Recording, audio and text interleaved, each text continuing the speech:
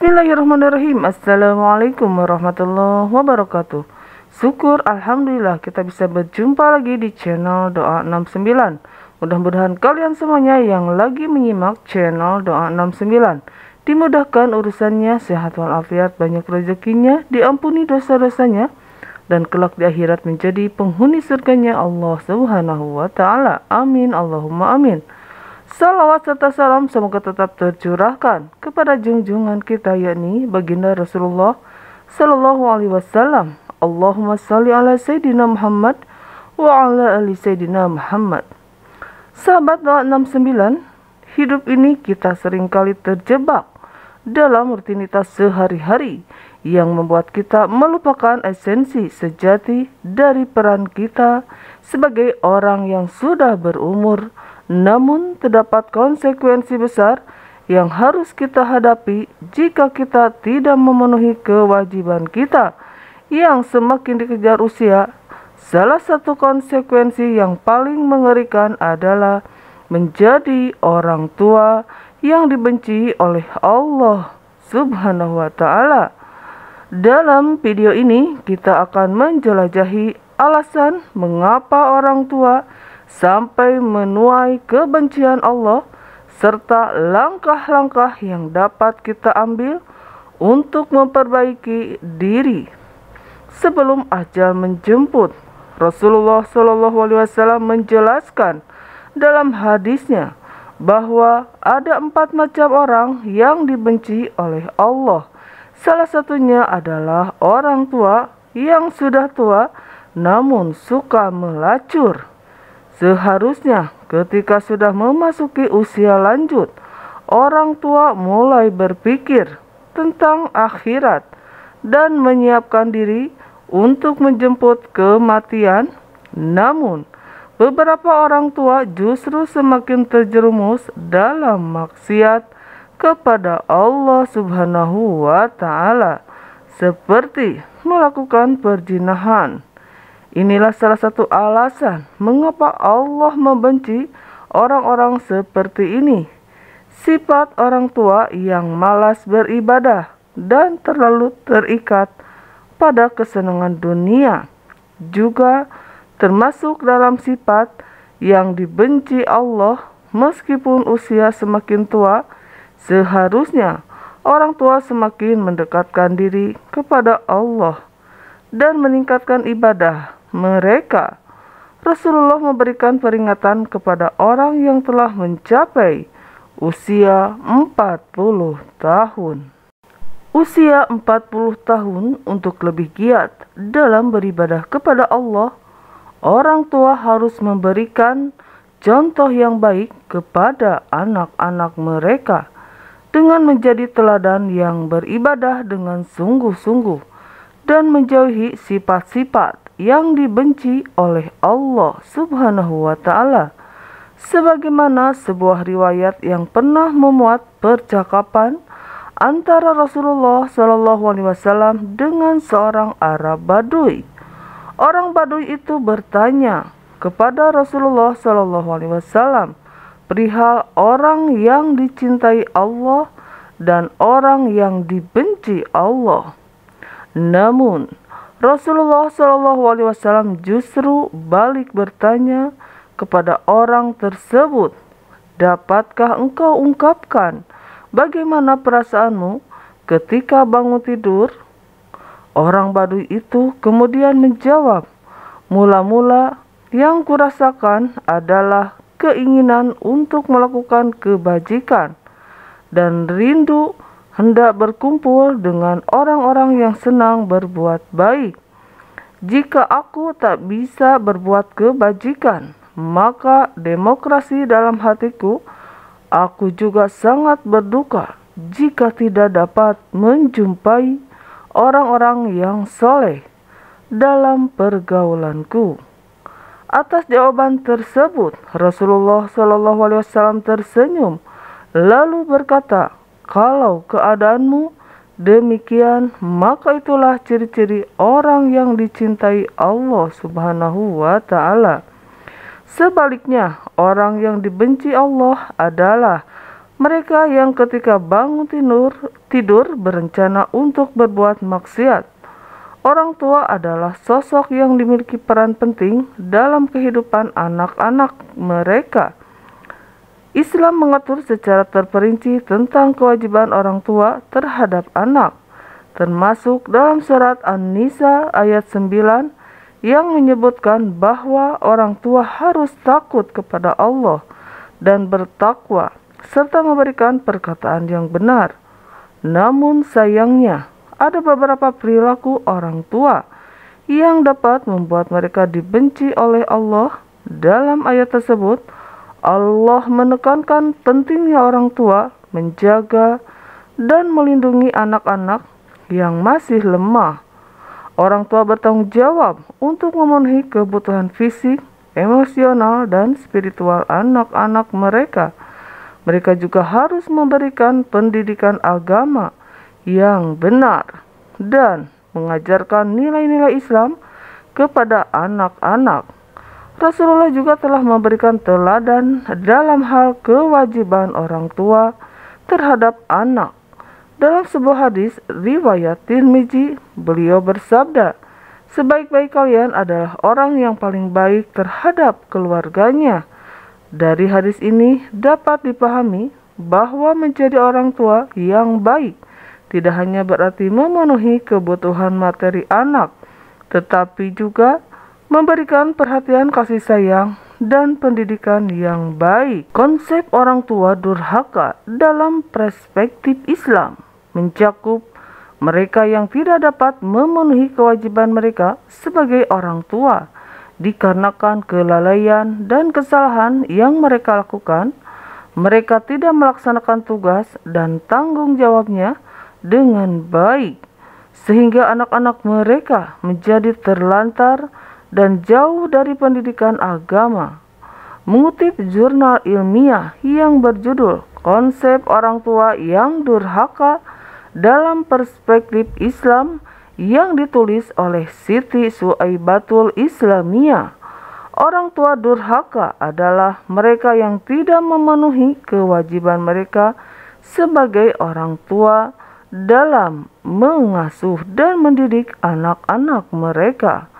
Mereka cenderung lalai dan terlalu fokus pada urusan dunia, sehingga mengabaikan pendidikan agama anak-anak mereka.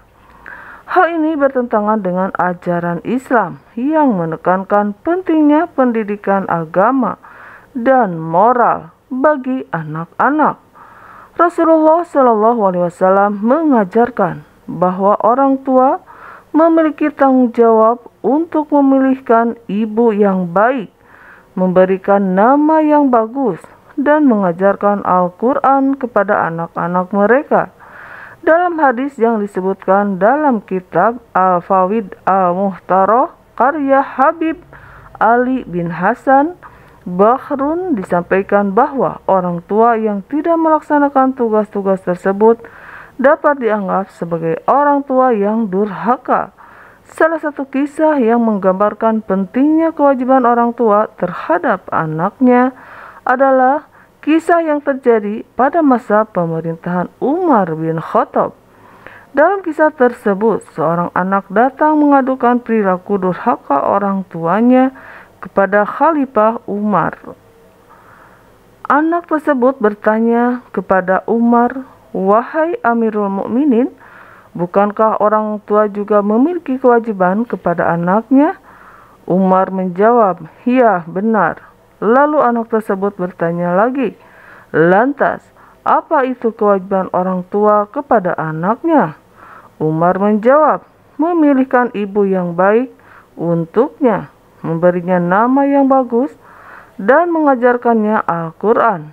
Namun, anak tersebut melanjutkan dengan mengungkapkan keluhannya, "Wahai Amirul Mukminin, ayahku tidak melakukan 3 hal tersebut. Ibuku adalah seorang negro dari keturunan Majusi. Ayahku menamai aku Kumbang dan tidak pernah mengajariku satu huruf pun dari Al-Quran." Setelah mendengar pengaduan anak tersebut, Khalifah Umar menegur keras orang tua dari anak tersebut. Beliau memandang ke arah orang tua si anak dan memberinya nasihat. Anda mengadu kepadaku akan kenalan anakmu, sementara Anda sendiri telah durhaka kepadanya sebelum dia durhaka kepadamu. Anda telah memperlakukannya dengan buruk sebelum ia memperlakukan buruk kepadamu. Melalui kisah ini, Umar mengingatkan kita bahwa orang tua yang tidak melaksanakan kewajiban mereka dengan baik dapat dianggap sebagai orang tua yang durhaka dalam Islam. Salah satu sifat orang tua yang dibenci Allah adalah pemarah dan suka berkata kasar. Allah tidak menyukai setiap muslim yang melakukan perbuatan-perbuatan seperti itu. Dalam sebuah hadis yang diriwayatkan oleh Imam At-Tirmizi, Rasulullah menjelaskan, sesungguhnya tidak ada sesuatu apapun yang paling berat ditimbang kebaikan seorang mukmin pada hari kiamat seperti akhlak yang mulia, dan sungguh-sungguh benar-benar Allah benci dengan orang yang misalnya kotor dan kasar. Setiap orang tua memiliki kewajiban untuk mengurus anaknya dengan baik. Menelantarkan anak adalah salah satu dosa orang tua yang paling dibenci Allah. Rasulullah bersabda, seseorang dikatakan telah cukup berbuat dosa bila mereka menelantarkan orang-orang yang menjadi tanggungannya. Orang tua harus memberikan perhatian, kasih sayang, dan memenuhi kebutuhan anak sesuai dengan perkembangannya. Hal ini termasuk memberikan tempat tinggal yang layak, pendidikan agama, pemenuhan kebutuhan fisik dan emosional anak. Rasulullah bersabda, kewajiban orang tua kepada anak yaitu memberi nama yang baik, tempat tinggal yang baik, dan mengajarinya sopan santun. Orang tua yang suka menyumpahi anak dengan perkataan buruk juga termasuk sifat yang dibenci Allah. Allah mengingatkan manusia untuk tidak berdoa atau mengucapkan hal-hal buruk kepada anak. Dalam surat Al-Isra ayat 11, Allah berfirman, dan manusia seringkali berdoa untuk kejahatan sebagaimana dia berdoa untuk kebaikan. Dan memang manusia bersifat tergesa-gesa mendoakan hal-hal buruk untuk anak, merupakan dosa besar dan dapat merugikan perkembangan dan kehidupan anak. Sifat pilih kasih juga termasuk dalam sifat orang tua yang dibenci oleh Allah.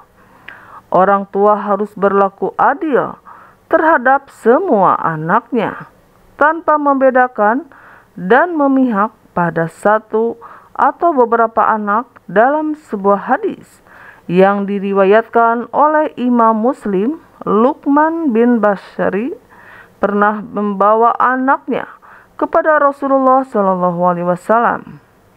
Luqman mengatakan, sungguh aku telah memberikan pemberian berupa harta milikku kepada anakku ini.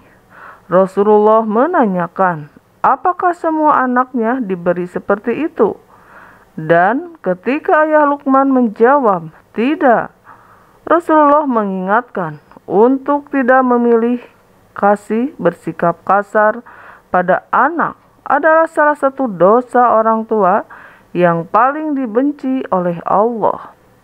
Rasulullah melarang berperilaku kasar pada anak dan mencela mereka dengan sebutan yang buruk. Sifat ini dapat melukai hati anak dan merusak hubungan antara orang tua dan anak. Rasulullah telah mengajarkan kita pentingnya memiliki akhlak yang mulia, dan Allah membenci mereka yang memiliki ucapan yang kasar dan buruk. Orang tua harus mengendalikan emosi mereka, mengajarkan anak tentang kesalahan mereka dengan cara yang lembut, dan memberikan bimbingan yang positif untuk perbaikan. Membanding-bandingkan anak dengan anak lain atau saudara-saudaranya juga termasuk dalam sifat orang tua yang dibenci Allah. Setiap anak adalah unik dengan kelebihan dan kekurangannya.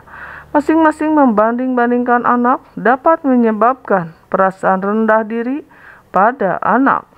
dan merusak hubungan di antara mereka. Rasulullah melarang sikap pilih kasih dan mengajarkan kita untuk bersikap adil, terutama terhadap anak-anak. Membongkar di depan orang lain merupakan sifat yang dibenci oleh Allah. Allah mengingatkan kita untuk tidak menyebarkan aib atau kekurangan orang lain, termasuk anak kita sendiri. Membongkar aib anak dapat merusak harga diri dan percaya diri mereka sebagai orang tua. Orang tua kita harus melindungi dan menghormati privasi anak-anak kita, serta memberikan nasihat dan bimbingan dengan penuh kasih sayang. Allah berfirman dalam surat Al-Anfal ayat 27-28, "Wahai orang-orang yang beriman, janganlah kamu mengkhianati Allah dan Rasul, dan juga janganlah kamu mengkhianati amanat yang dipercayakan kepadamu, sedangkan kamu mengetahui, dan ketahuilah bahwa hartamu dan anak-anakmu itu hanyalah sebagai cobaan. Dan sesungguhnya di sisi Allah ada pahala yang besar." Orang tua memiliki tanggung jawab untuk memberikan pendidikan yang baik kepada anak-anak mereka. Pendidikan tidak hanya terbatas pada pengetahuan akademik, tetapi juga meliputi pendidikan agama, moral, dan sosial. Allah memerintahkan kita untuk mengajarkan agama kepada anak-anak kita. Orang tua yang malas memberikan pendidikan kepada anak-anaknya termasuk dalam sifat yang dibenci oleh Allah. Allah telah memberikan contoh teladan mengenai kewajiban orang tua terhadap anak dalam surat Luqman ayat 13. Allah berfirman, "Dan ingatlah ketika Luqman berkata kepada anaknya, di waktu ia memberi pelajaran kepadanya, 'Hai anakku, janganlah kamu mempersekutukan Allah. Sesungguhnya mempersekutukan Allah adalah benar-benar kezaliman yang besar.'" Dalam ayat ini, Allah menggambarkan betapa pentingnya memberikan pendidikan agama kepada anak-anak. Seperti bagian dari tanggung jawab orang tua, anak-anak merupakan titipan Allah yang akan dimintai pertanggungjawaban di hadapannya. Dalam menjalankan peran sebagai orang tua, terdapat sejumlah dosa yang sangat dibenci oleh Allah. Dosa-dosa ini tidak hanya berdampak buruk pada hubungan antara orang tua dan anak, tetapi juga membawa akibat yang negatif bagi kehidupan anak tersebut di dunia dan di akhirat. Allah akan murka pada orang tua yang tidak dapat menjaga ucapan doa mereka terhadap anak. Mendoakan hal-hal buruk untuk anak merupakan dosa besar yang kerap kali dilakukan dalam keadaan emosi.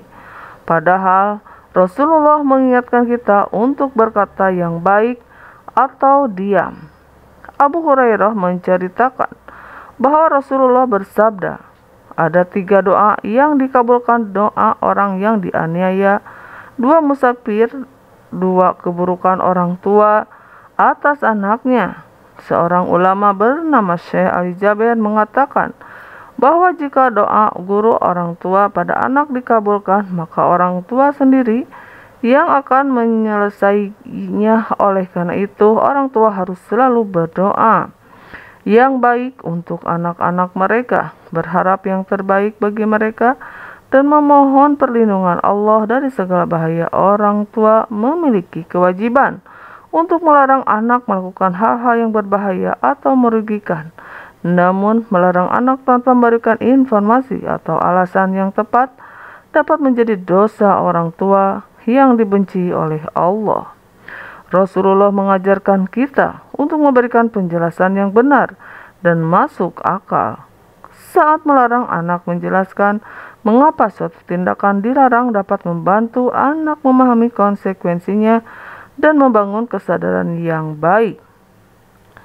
Dalam hal ini, orang tua harus memberikan nasihat dengan lembut, penuh kasih sayang, dan memberikan pemahaman yang baik kepada anak-anak mereka. Berkata buruk pada anak adalah dosa orang tua yang sangat dibenci Allah. Kata-kata yang kasar, menghina, atau mengucapkan kata-kata yang buruk pada anak dapat sangat merusak harga diri dan kepercayaan diri mereka. Orang tua harus menghindari menggunakan kata-kata yang melukai anak dan menggantikannya dengan kata-kata yang membangun, penuh kasih sayang, dan penuh pengertian.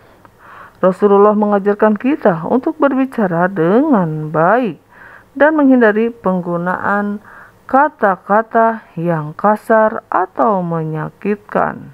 Pada tahapan kehidupan yang mendekati usia lanjut, Allah memberikan peringatan kepada manusia agar semakin mendekatkan diri padanya.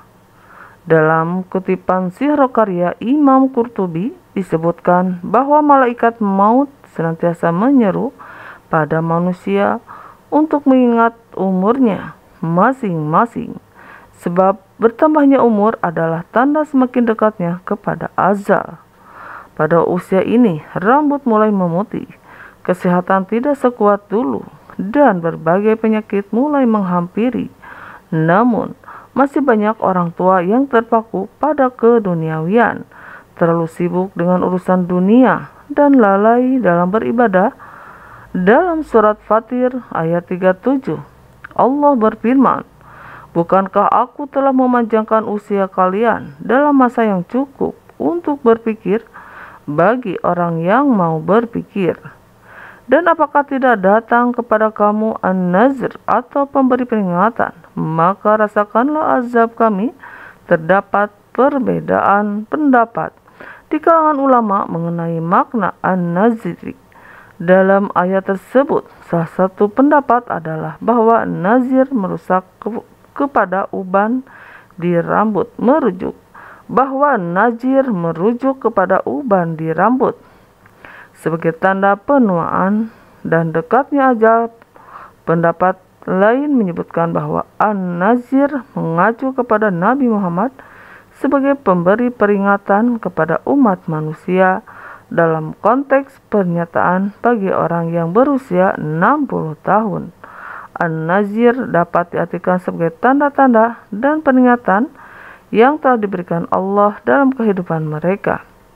Usia tersebut seharusnya menjadi momen introspeksi dan refleksi untuk semakin mendekatkan diri kepada Allah, mengingat kehidupan yang semakin dekat dengan akhirat. Dalam hadis yang diriwayatkan oleh Imam Bukhari, Rasulullah bersabda, Allah memberi uzur kepada seseorang yang di akhir ajalnya hingga sampai usia 60 tahun.